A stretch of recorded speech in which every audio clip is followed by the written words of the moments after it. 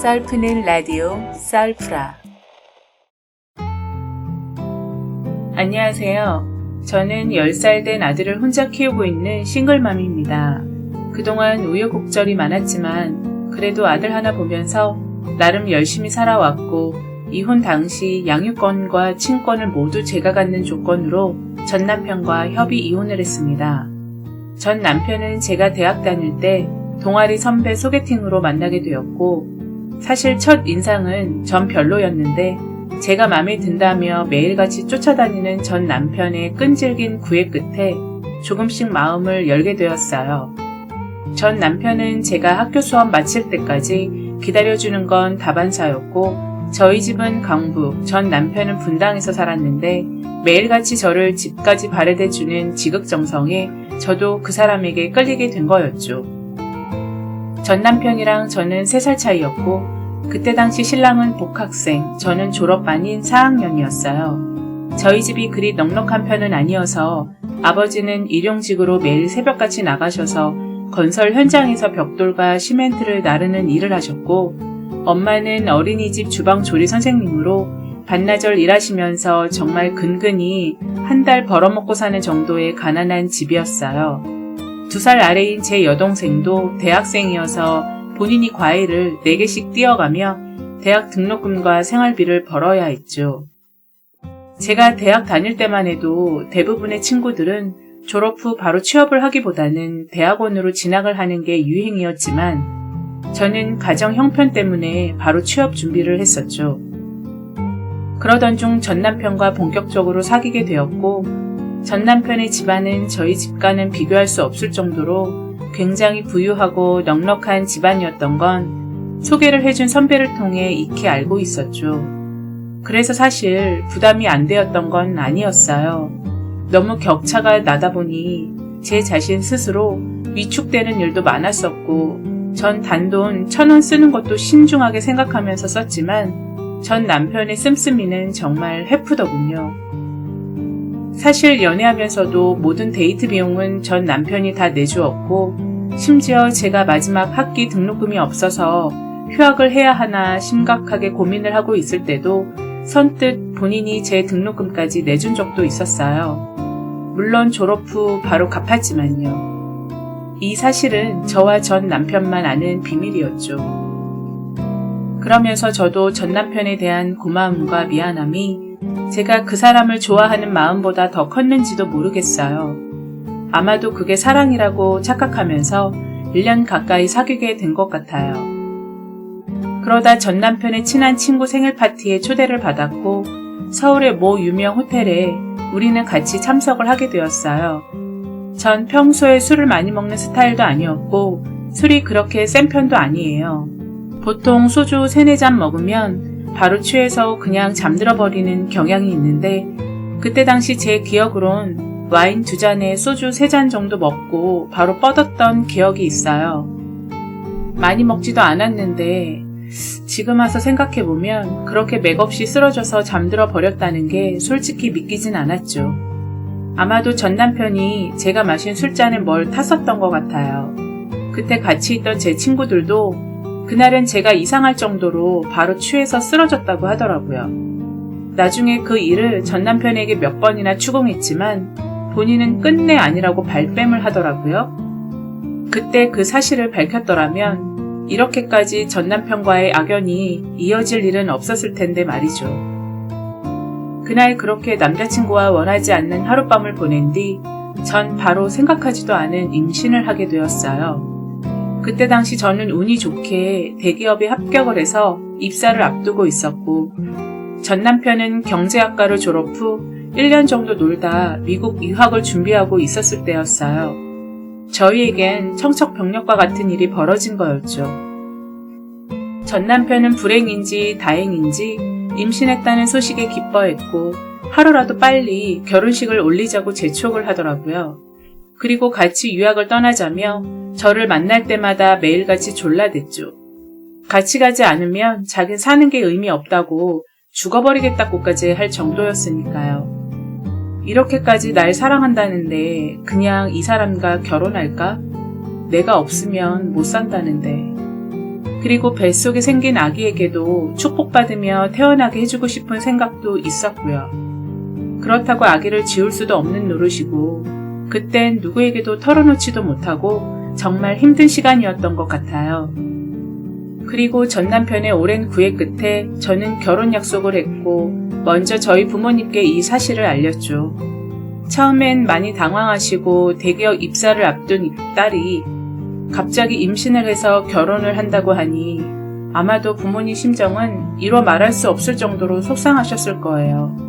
그리고 무엇보다 어려운 가정 형편으로 인해 결혼 준비를 많이 도와주시지 못해 마음 아파하셨을 거고요.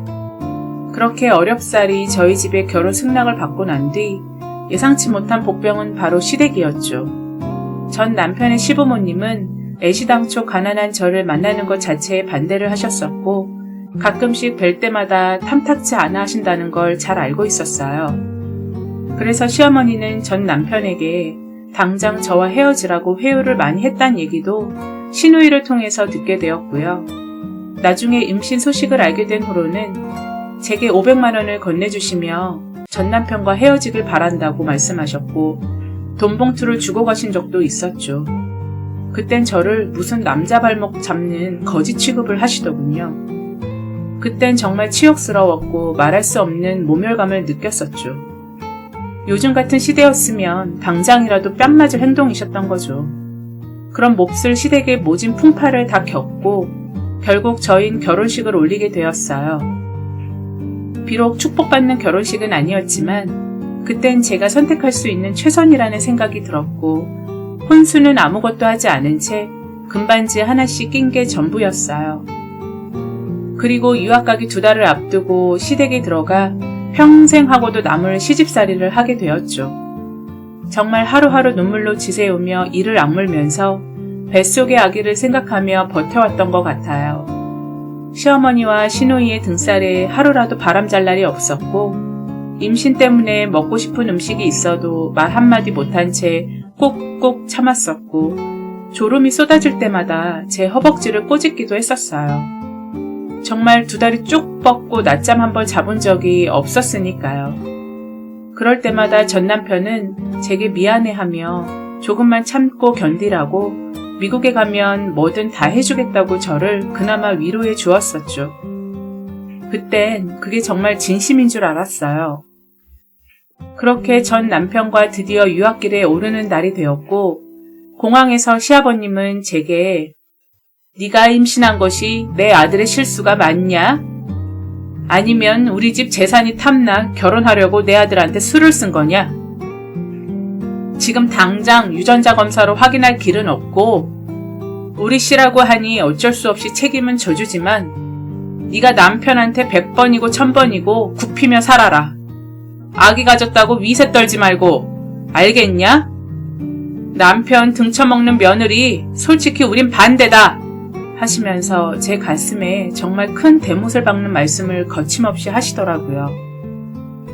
그러시면서 저를 며느리로 인정해 주신 게 아니라 마치 지 아들 편에 딸려 보내는 진꾼처럼 평생 잊지 못할 모진 말씀을 내뱉으신 거였죠. 그렇게 전 큰 상처를 가슴에 묻고 전 남편과 미국에서 시작된 유학 생활은 생각처럼 순탄치만은 않았습니다. 우리 둘만 있으면 행복할 거라는 기대와는 달리 전 남편은 생각보다 쉽지 않은 공부에 대한 스트레스를 모두 제게 풀었고 언어적인 장벽으로 인해 몸과 마음이 지쳐 있었던 것 같아요. 저 또한 매일같이 빨래하고 청소하고 남편 도시락 싸주고 수업 마치면 차로 픽업까지 정말 하루하루 고되고 힘들었죠. 그야말로 전 국제 식모가 돼 있었습니다. 그러고 보니 저 없으면 못 산다느니 그렇게 죽자 살자 매달렸던 그 사람은 온데간데 없었고 아주 사소한 일에도 싸우며 서로 남 탓만 하면서 지냈었던 것 같아요. 뱃속의 아기에게 태교 한번 제대로 해주지 못한 게 지금까지도 두고두고 너무 미안할 정도였으니까요. 그리고 시댁에서 보내주시는 유학비로는 딱 전 남편 학교 등록금과 본인 혼자 먹고 살 정도로만 맞춰서 보내주셨기 때문에 둘이 먹고 살기엔 너무 빠듯했고 왠지 모를 서러움에 저는 신랑과 자주 싸우게 되면서 결국 신랑은 제게 폭력을 쓰는 상황까지 와버렸었죠. 신랑은 제게 미안하단 말 한마디 안 했고 오히려 저와 뱃속의 아기 때문에 본인 인생을 망쳤다고 원망 섞인 말만 늘어놓더군요. 그때 깨닫게 되었죠. 그 사람과 전 사랑이 아니었다는 것을요. 그리고 그때 당시 친정엄마가 많이 편찮으시다는 소식을 동생을 통해 듣게 되었어요. 결국 저는 미국에서 생활을 더 이상 버티지 못한 채 만삭이 된 몸을 이끌고 전 남편에게 편지 한 통만을 남긴 채 한국으로 돌아왔어요. 전 남편은 그 뒤로 제게 다시 나 볼 생각하지 말아라. 아버지가 이혼 서류 접수했다. 이래서 서로 가정 형편이 비슷한 사람끼리 결혼을 해야 되나 보다. 나중에라도 자식 앞세워서 나타나지는 않겠지? 친권, 양육권 난 다 포기할 거야. 라고 메시지를 보내왔고 저도 시댁에게 친권, 양육권 포기한다는 각서를 받고 난 뒤에야 깔끔하게 협의 이혼을 마쳤죠. 정말 쓰레기 같은 남편이었던 거죠. 그러는 동안 친정어머니는 급성 폐렴까지 앓게 되시면서 결국 돌아가시게 되었어요. 정말 자식된 도리로 효도 한번 제대로 못해드리고 그렇게 허망하게 돌아가셨다는 게 제 평생 한이 되어버렸네요. 그리고 전 며칠 뒤 아들 녀석을 출산했고 대학대 영문과를 나와서인지 지금은 유명 어학원 강사로 근무를 하고 있고 친정아버지가 아들을 잘 돌봐주시면서 여동생과 함께 잘 지내면서 살고 있었죠. 그런데 몇 해 전 우연치 않게 전 남편의 시누이와 길거리에서 마주쳤고 그 시누이는 지금 오빠는 재혼해서 잘 살고 있으니 다신 자기들 앞에 얼씬도 하지 말라며 협박 아닌 협박을 한 적도 있었어요. 그렇게 서로 악담까지 퍼부으며 잊고 지낼 무렵 정말 생각하고도 싶지 않은 끔찍한 일이 벌어졌어요. 제게 연락도 없이 저희 집에 전 남편의 시부모님들이 갑자기 찾아오신 겁니다. 알고 보니 남편이 재혼한 지 얼마 안 돼서 또 이혼을 했고 시험관과 인공수정을 여러 번 시도했지만 아기가 생기지 않아 결국 헤어졌다시면서 제 아들을 보시곤 어쩜 지 할아버지와 판박이냐고 우리 씨가 맞다고 대성통곡을 하시며 우시더군요. 전 정말 가식적이고 기가 막힌 이 상황을 어떻게 이해를 해야 할지 당장 나가시라고 안 나가시며 경찰도 부르겠다고 소리도 질렀지만 내 손주 하시며 계속 버티고 서 계시더라고요. 이제 와서 당신들이 친할머니 친할아버지라며 밝히고 아이를 어루만지고 않으시더라고요. 정말 인간들이 너무 뻔뻔스럽지 않나요? 그렇게 우리 핏줄 맞냐고 의심 가득 찬 눈으로 절 그지 취급할 땐 언제고 이제 와서 손주 타령하시면서 당신 핏줄 맞다고 설쳐대는 모습이 아주 눈꼴 사납더라고요. 지난날 제가 받은 모욕감은 아직도 제 가슴에 고스란히 남아있는데 제가 걱정이 되는 건 예전에 받아둔 친권, 양육권 포기 각서가 아직까지 효력이 있을지 그렇게 매몰차게 인간 취급도 안 하더니 이제 와서? 저 이러다 제 아들 시댁에 뺏기기라도 하면 어떡해요? 시아버지는 가끔씩 와서 제 아들 보고 가도 되냐고 여쭤보시는데 전 절대 안 된다고 2번 다시 이렇게 찾아오지 말라고 딱 잘라 말했습니다. 그런데 속으론 너무 걱정이 되네요. 각서 들고 변호사라도 만나러 가봐야 되는 건지 여태껏 아들 하나 보면서 모진 세월을 버텨왔는데 전 정말 다른 거 바라는 거 없이 제 소중한 아들과 평화로이 조용하게 살고 싶은 마음뿐입니다. 제 소박한 소망을 지킬 수 있도록 격려해 주세요, 여러분. 오늘의 사연은 여기까지입니다. 감사합니다.